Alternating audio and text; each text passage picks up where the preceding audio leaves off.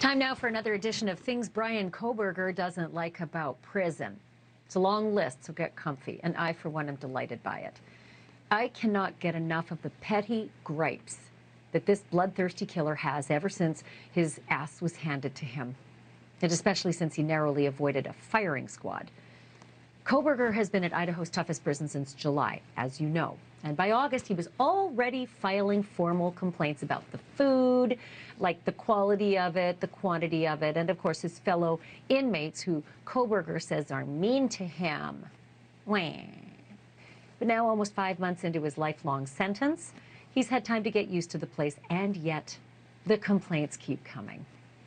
This time, he's got a problem with, wait for it, it's the color of the marker, bananas. Bryan Kohberger says prison bananas are not up to his standards. Of course, he is far from the only inmate, infamous or otherwise, to complain about the prison food. The Unabomber himself, Ted Kaczynski, once complained to food services at the supermax that his hamburger was undercooked.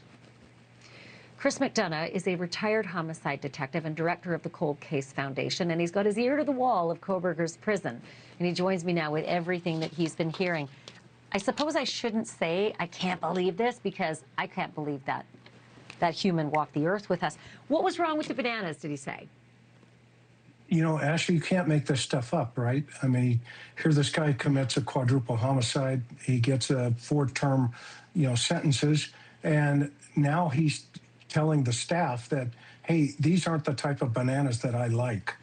And I don't know if they have bruises on them or what the circumstances are in relationship to the bananas. But, it's interesting because at this prison, they call their inmates residents.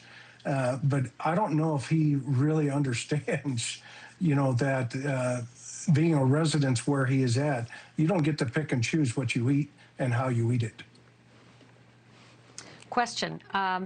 He's also complaining about the size and location of his cell. What's he got a problem with now? Yeah, well, so he's still in the J block over in the exact same cell that he has been since they, put him in solitary confinement. The problem that he's having is the inmates still around him are still, just relentless to this point. And so now he's turned that back to the staff saying, you guys got to get me out of here.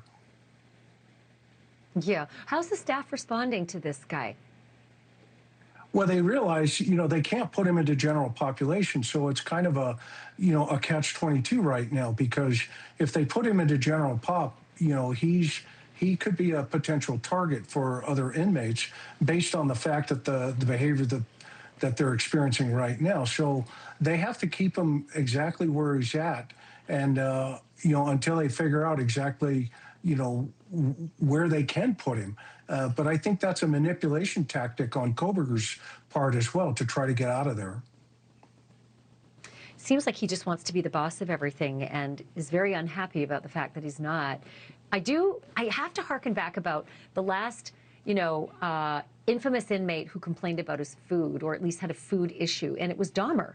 Dahmer was actually arranging his food on his plate into what looked like body parts and then squirting them with ketchup as if to look like blood, and it didn't go over well with his fellow inmates.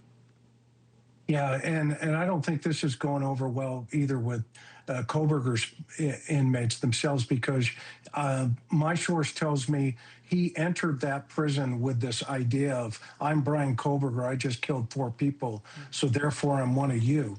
And that's not how it's playing out at all. And they resent him for it. Wow. And we all know how it turned out for Dahmer. Piss off the inmates, gross them out about your food, and make sure you're not on an unsupervised work detail, because Dahmer ended up dead that way. Thank you for watching. Subscribe below and download our NewsNation app right now on your phone, and you will get fact-based, unbiased news for all Americans.